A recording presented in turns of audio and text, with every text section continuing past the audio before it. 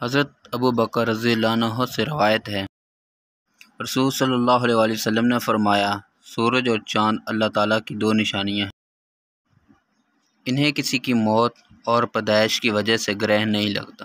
بلکہ اللہ تعالیٰ کے ان کے ذریعے اپنے بندوں کو ڈراتا ہے۔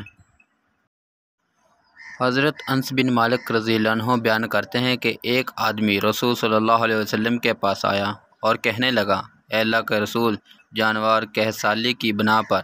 ہلاک ہو گئے ہیں اور راستے منقطع ہو گئے ہیں،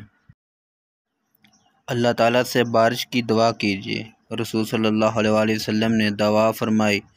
تو اس جمعے سے اگلے جمعے تک مسلسل بارش ہوتی رہی۔ اے اللہ، پہاڑوں کی چوٹیوں پر، ٹیلوں پر، وادیوں کے نشیب، نالوں اور جنگلات میں بارش برسا تو بادل مدینہ منورہ سے اس طرح جھٹ گئے جس طرح درمیان سے کیڑا پھٹ جاتا ہے۔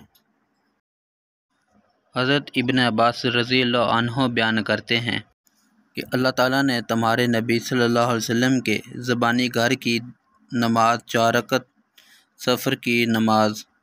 2 رکعت اور خوف کی نماز 1 رکعت فرض کی ہے۔ حضرت امیہ بن عبداللہ بن خالد نے حضرت عبداللہ بن عمر رضی اللہ عنہ سے کہا، ہم قرآن مجید میں گھر کی نماز اور خوف کی نماز پاتے ہیں، لیکن سفر کی نماز قرآن مجید میں نہیں پاتے۔ حضرت ابن رضی اللہ عنہ نے ان سے کہا، اے میرے بھتیجے، تحقیق اللہ تعالیٰ نے حضرت محمد صلی اللہ علیہ وسلم کو ہماری طرف نبی بنا کر بھیجا، جبکہ ہم کچھ نہیں جانتے تھے۔